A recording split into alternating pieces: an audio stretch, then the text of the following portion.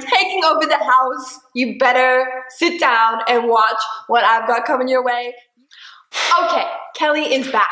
As much as I love Leo, and I do have quite a lot of Leo placements in my charts, I'm about 80% Scorpio, so let's go a little bit deeper into Leo and find some of the juicy details of what its shadows are and what its gifts are and how it can really come into its style of awakening in the world. Leo is a bit of a self-professed stage junkie, but that's their way of awakening. It's through being boldly expressed and through taking up so much space and showing the world their light that they actually awaken and give their best gifts to the world. Leo is the lion and is often presented as the queen or the king, someone who has this like stately way of carrying themselves and often quite warm and glowing, even if they're not so friendly, because, you know, some lions you don't really want to get too close to. You think they may eat you, but really they're just pretty well held within themselves. And there is a joker in there, there is a jewel in there, and this light and this laughter and this flame, but often they can be a bit protective and, you know, stately. So if you feel like a Leo that you know has a bit of a resting bitch face kind of thing going on, it's probably just that they're pretty comfortable in themselves. And this is what most people tend to envy and admire about Leos, is the level of comfort they have within themselves, despite a world that is so full of separation and drama and like the sickest shit that happens in this world. Leo can somehow just feel really self-assured and self-centered within everything. And many will think like one of the downsides that people find that Leo has is I'm feeling quite lioness right now. They may feel they're very self-centered or they're very egoic, but actually what Leo gives us as a gift is the ability to awaken inside this being and see the magnificent jewel that it is.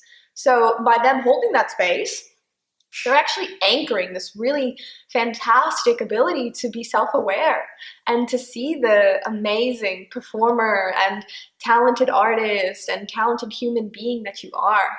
So if you're really challenged by people who are good at priding themselves, you need to spend more time with this awakened Leo archetype. You need to spend time with these people who are not afraid to be themselves. They're not afraid to stand in their full regalness, and often they have quite a mane. Lots of Leo people will have this wild, untamed hair that's kind of protruding back from their head in a bit of an organic, love that word, bit of an organic, messy way. And Leos are, yeah, they're just fucking awesome. I mean, who doesn't want to be a Leo? Who doesn't want to be a lion? I'm not even a Leo, I'm a Libra. And I see Leos and I'm like, damn, I want to be like you. That's amazing. They're just ripe with life and they're not afraid to stand on the center stage and perform. You know, the magic of a Leo is they see that this whole thing, this whole drama called life is just a massive performance. And we actually don't have much control of it anyway. And they willingly go along into the role that they've been given and they see how big they can make it.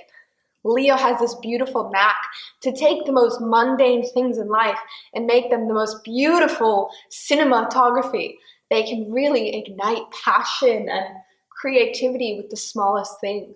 The mantra for a Leo is I create. They want to create, they want to expand their lives, they want to be bigger than life.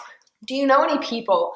My dad, he was not a Leo, he was a Capricorn, but I'm pretty sure he had a lot of Leo in his charts because he was not afraid to take up space. He would drive down the streets blasting Frank Sinatra music and dancing in front of all my friends and making a scene out of himself everywhere. So this, I feel, embodies a lot of the Leo energy. It can be more reserved. It can be very regal.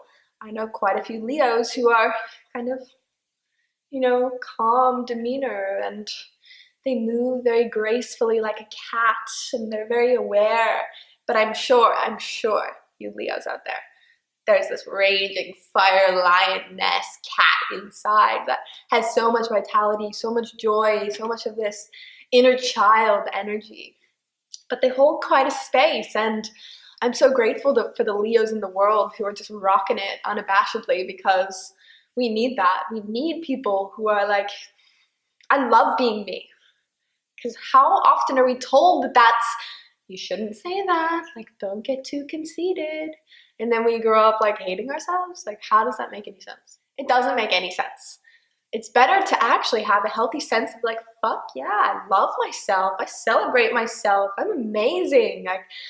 And that person is too, and that person is too, but I'm amazing. Like, this is my world, and I'm pretty happy with who I am. It's just a stage of life, and Leo is not afraid to saunter onto that stage of life, unscripted, and improv the most amazing expression ever, with the most minimal ingredients. It can pull and contort and create whatever it wants. Leo is beautiful, beautiful, and it's fire, of course, and all of the fire signs are masculine. So this is a bit more of a yang energy, ready to penetrate life, ready to express and to give its essence to the world.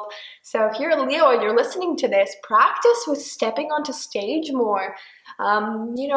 Putting yourself in situations where your words will be heard and pushing those comfort zones, like just your normal volume of talking for one day, just try to amp it up by like 20%. And that may be really obnoxious for some people, but like, it's all good. You're just trying something out. You're just experimenting. Just practice that taking up space, because this is the gift for Leo. Don't be afraid to take up space. And if you're sharing something that you love and you're taking up space in a way where you're not trying to hurt anyone else or belittle anyone else, all the power to you.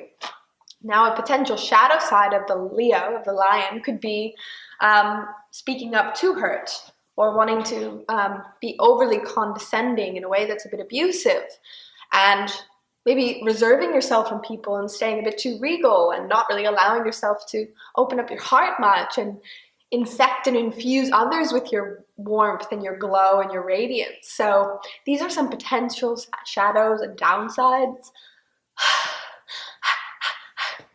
I forgot to breathe. So that's a little bit about Leo. I'm going to be covering over time all of the 12 signs. It's been a touch of the mane of Leo. And just a tip, if you do not have Leo as your sun sign, it doesn't mean you don't have Leo in your charts. Leo may be in your Venus, or it may be in your Saturn placement. There's actually so much to astrology. It's amazing. It goes so deep. Or it may not even be in your planets, but it might be in one of your houses, which may rule how you are in relationships, how you are in finances, how you are in traveling, how you are in communicating. So it really extends so far and deep. And particularly for you Leos, let the mane out. Let the play out. Do not be afraid to take up space. You are here to catalyze others into vibrant living through your own expression of confidence and passion and stepping on the center stage and really owning it.